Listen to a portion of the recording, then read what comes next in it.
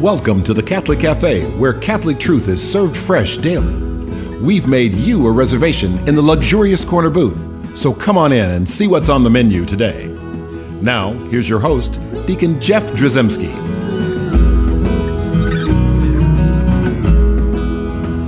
Greetings and welcome to the Catholic Cafe. I'm Deacon Jeff, sitting in the luxurious corner booth of the Catholic Cafe, and I've got part of the band back together. Yes, sir. I got Thomas Dorian. Thanks for having me. Yes, Venerable Tom is here with us, and Sam. I thought it was blessed. No, you're not there yet. Oh. You're still venerable. I got to be dead? Well, A, yes. Okay. B, you're waiting on some miracles. I thought you and Shar and Sam talked about me being blessed. No, Shar did, because she's a friend of yours. Gotcha. Yeah, we have a great show in the can there with Shar Claxon, a judge in Memphis, Tennessee, about her conversion. It's an awesome show. It is an awesome shows show. ago. So check that one out. So she would be a good, co-host. Just kind of pop in every once in a while. We need to do that. All right, Shar, if you're listening, we're gonna give you a phone call, and you're gonna come and show up. Be ready. Yeah, it's gonna be awesome. I do want to give a little bit of a shout out. I just want to say hi to Jesse Lopez.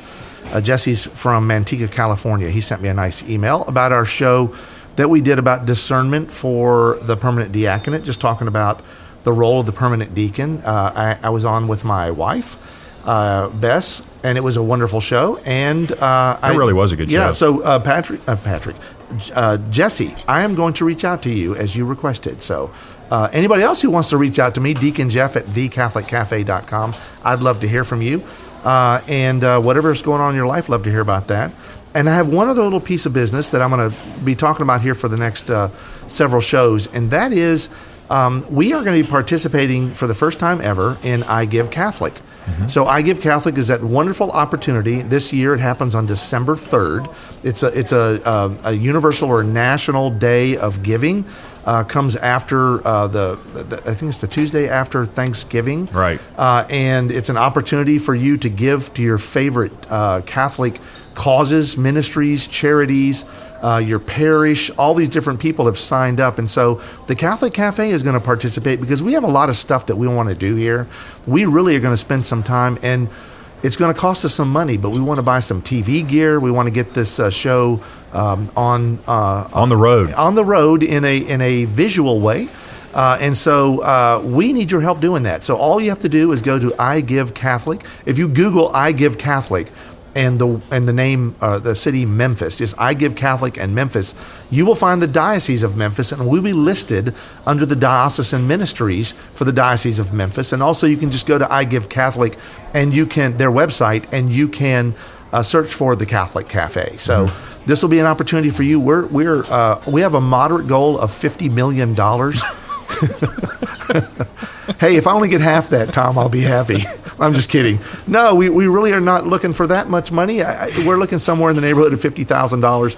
And I know that I've got 50,000 listeners. And if you just give $1 to I Give Catholic, this is our goal. $1 from all my listeners, that'd be about $3 million. But to your credit, I don't think you've ever done that before. No, we've never done that. And we don't do fundraising. We don't typically do that. Yeah. But I'm sitting there looking at how many years has it been?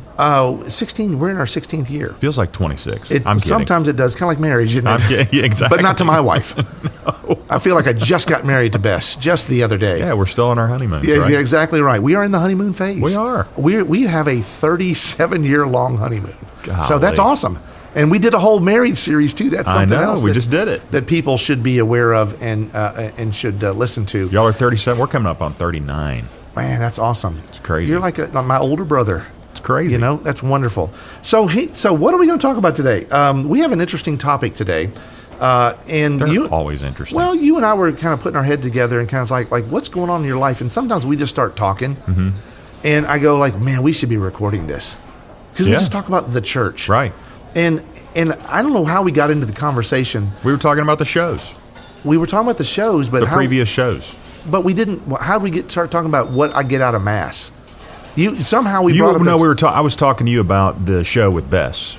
Yeah. And one of my takeaways. Oh, that's right. One of my deacon takeaways show from that was, a lot of times people get caught up in, we were talking about her feeling lonely, possibly feeling lonely. Right, which she does in not the agree pew. with. Right, she was she doesn't- told, right. you will feel lonely in the pew because your husband has abandoned you and he's Right. gone up to be with the priest. He likes the priest more than he likes his wife. Now, they didn't say those words. Right. But she always kind of took a little bit of offense to that. Maybe that's the wrong word. But she was like, I don't think that's going to be the Exception. case. She took She took exception. an exception to it.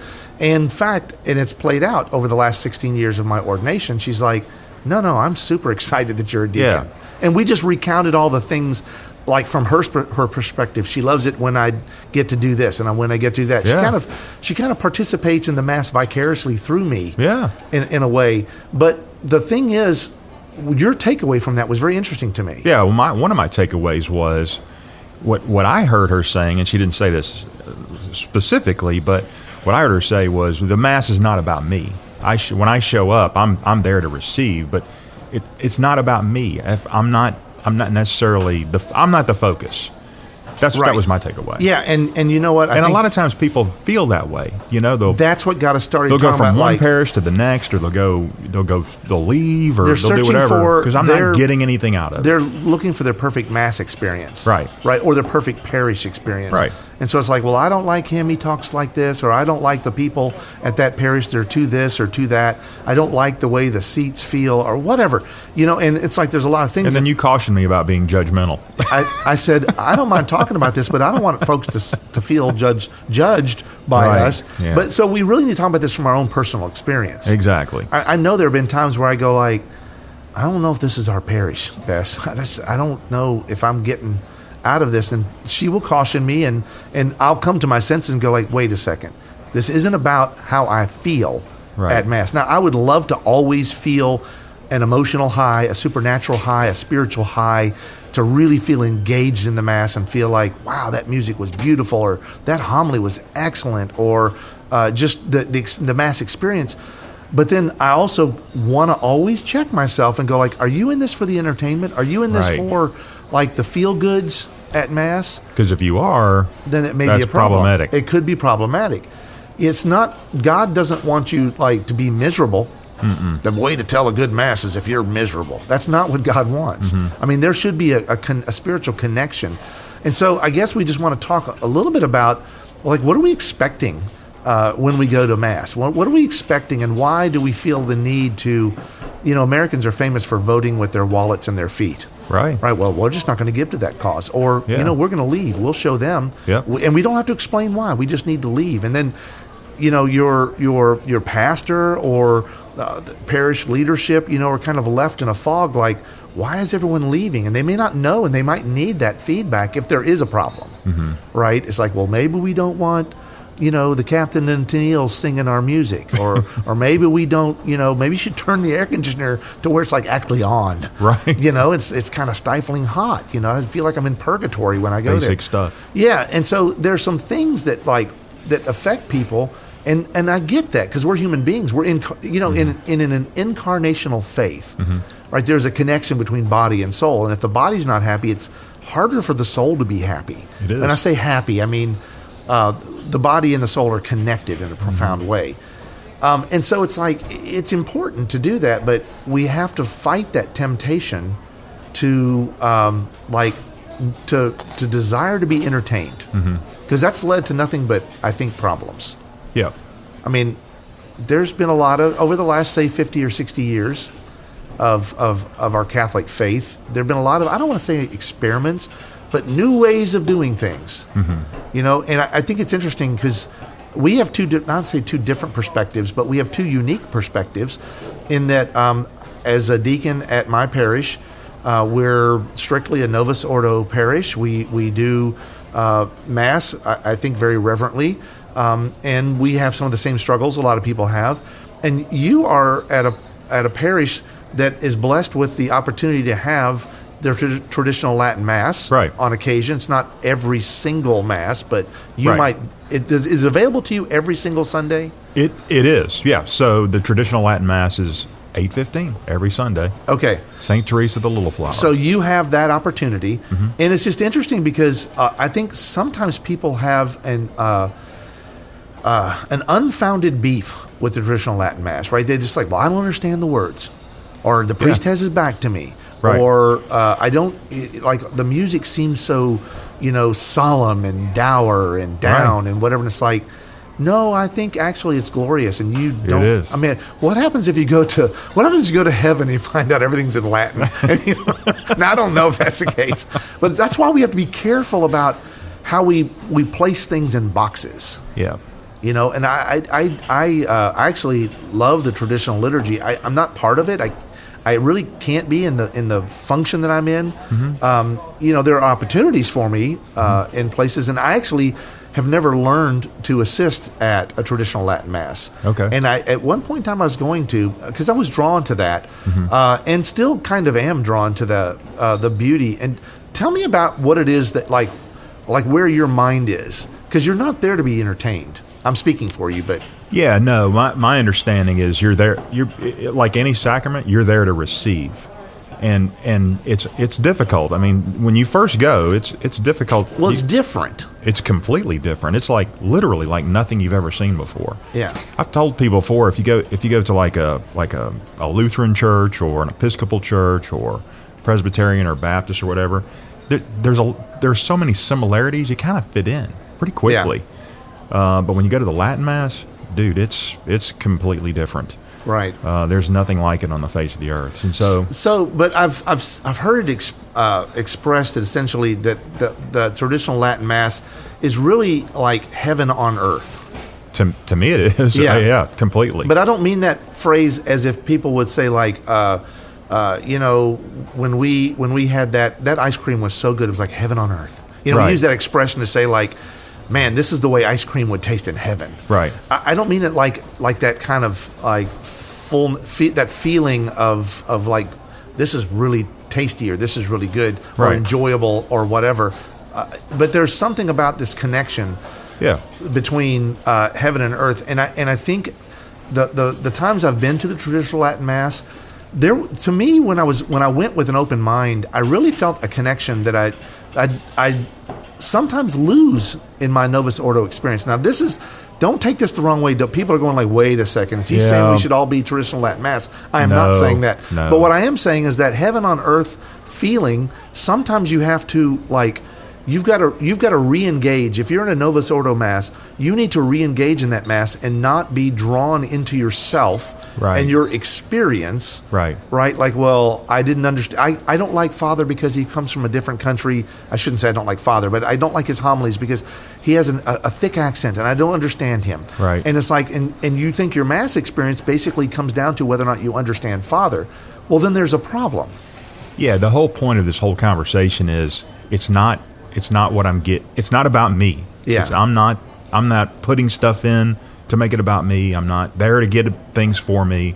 It's just about receiving. And I think that's what the Latin Mass teaches you, is just to receive. You go there and just literally just receive. You don't participate that much. And so when the prayers are coming at you and they're in Latin, and those are different. You're speaking calm all but you're speaking your a little down. Different language, and you're talking people saying you don't participate because Vatican II talks about full, active, and conscious participation. Right. So I might take issue with the word participate because I think you do, but it's not like you're physically doing things. Right. You're engaged in a different way. Right. I think. Yeah. And I also want to reiterate that.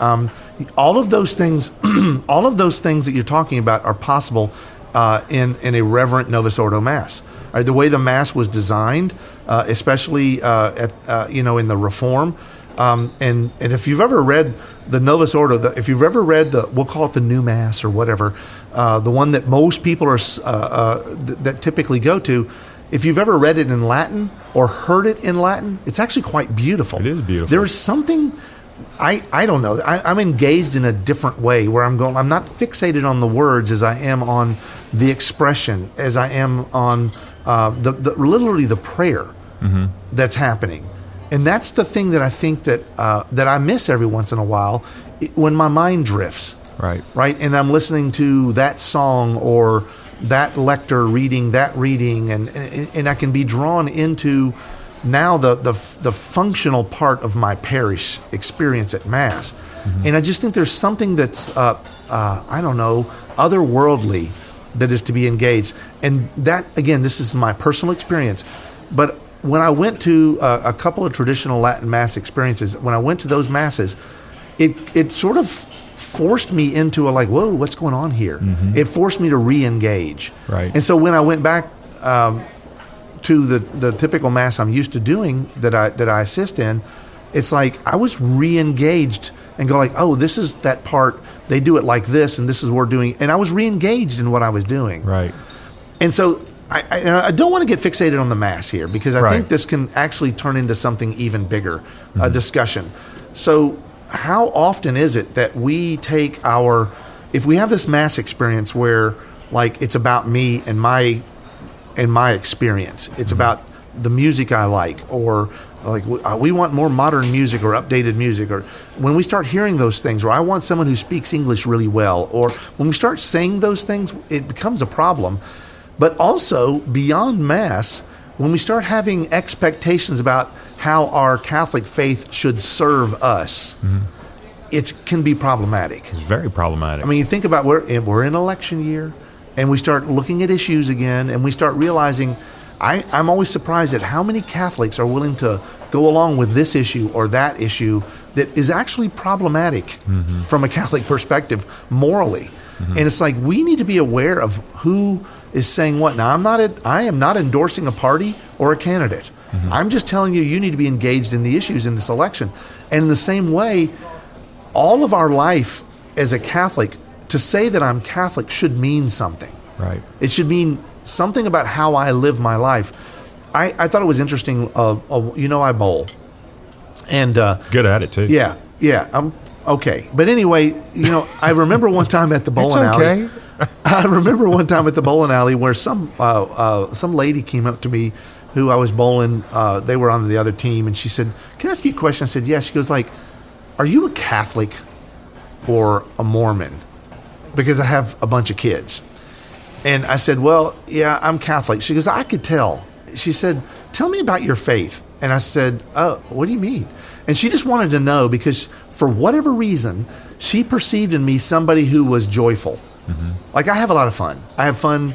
I'm a really good bowling trash talker. If you can imagine what that might be like. Now, I'm clean. You're actually a good golfer.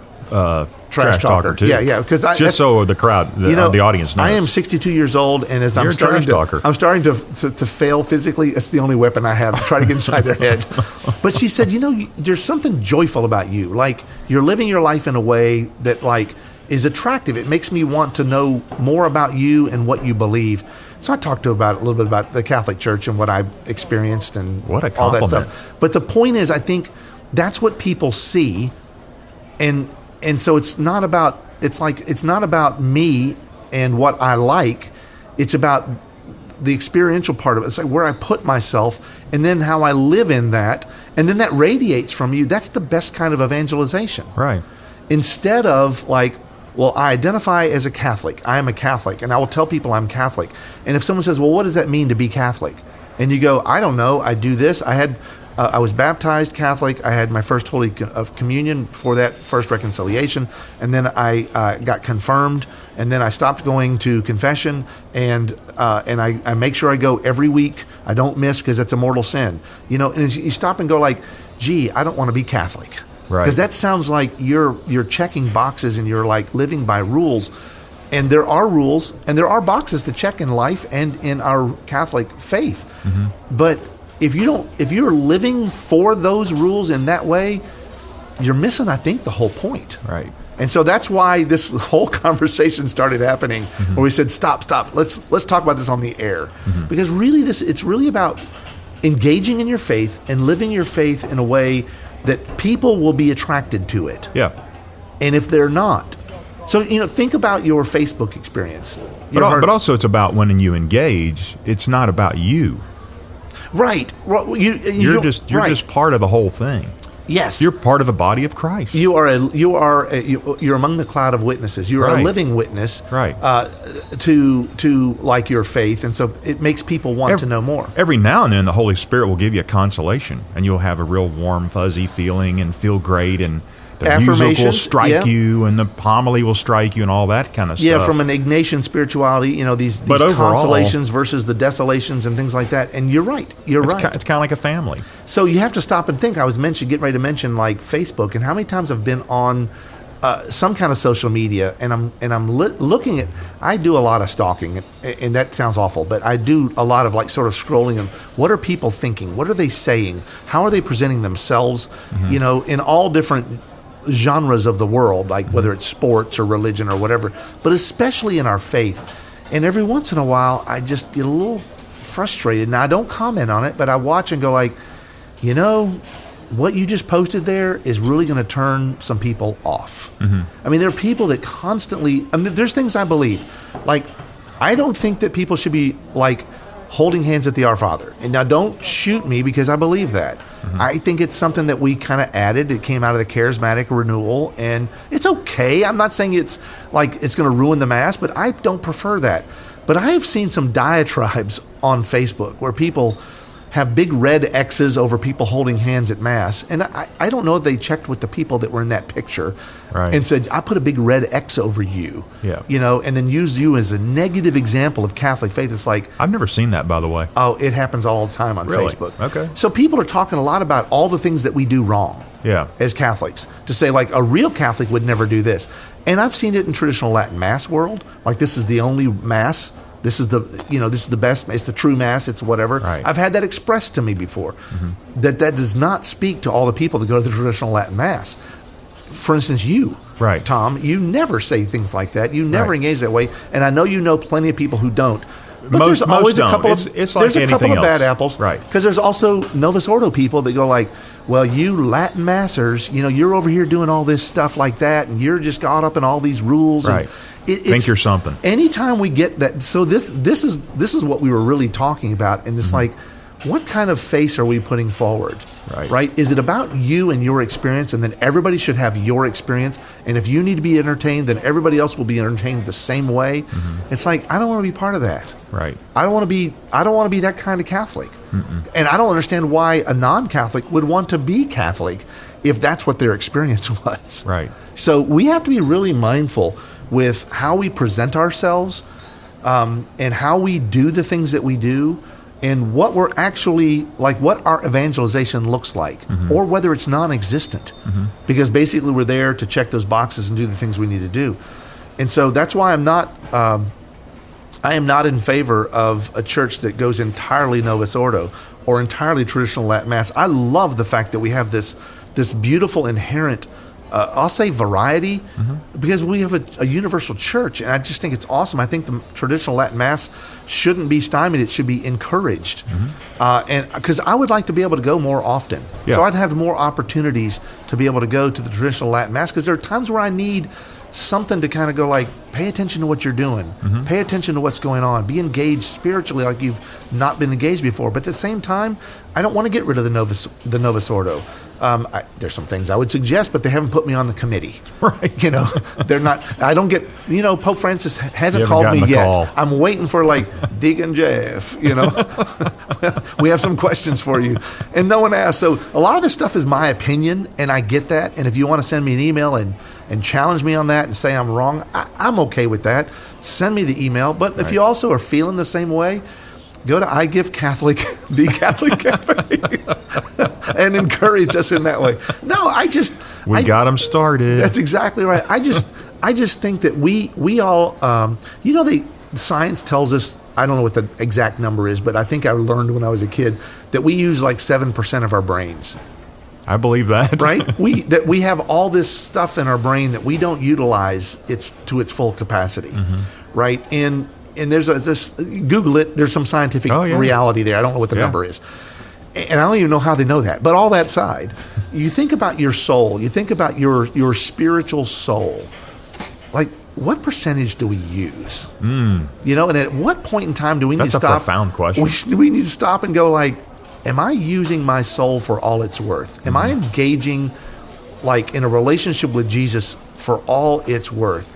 Am I engaging with other people? Am I evangelizing? Am I a disciple? Am I doing what God has called us each to do, right? Not to be pew warmers, And so that, whatever that, we're going to have to come up with a name for that. Or am I just trying to get something out of it?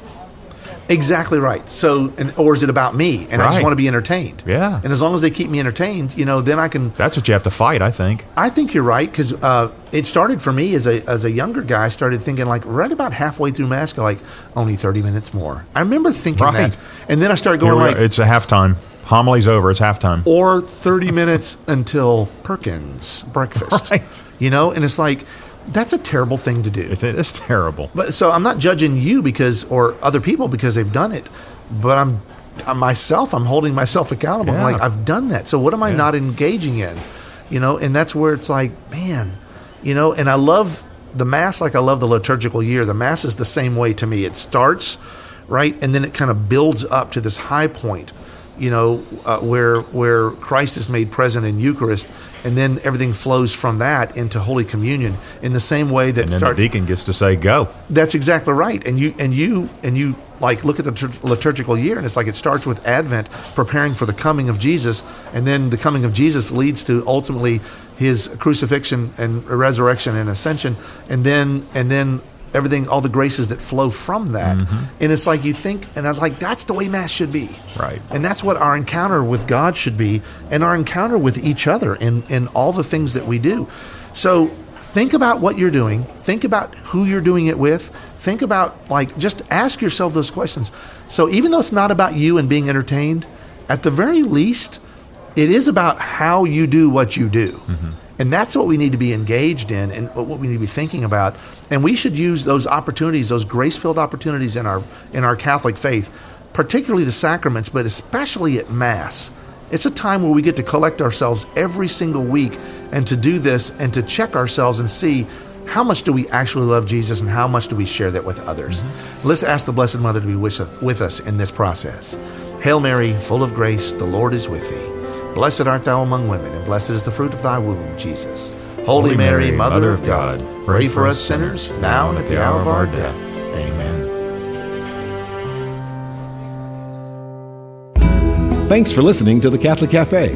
If you'd like to contact Deacon Jeff, send him an email at deaconjeff@thecatholiccafe.com. Visit us on the web at thecatholiccafe.com. You can also find us on iTunes or follow us on Facebook and Twitter. The Catholic Cafe is brought to you by the Order of Malta Federal Association. Join us again at the Catholic Cafe, serving up salvation one cup of coffee at a time.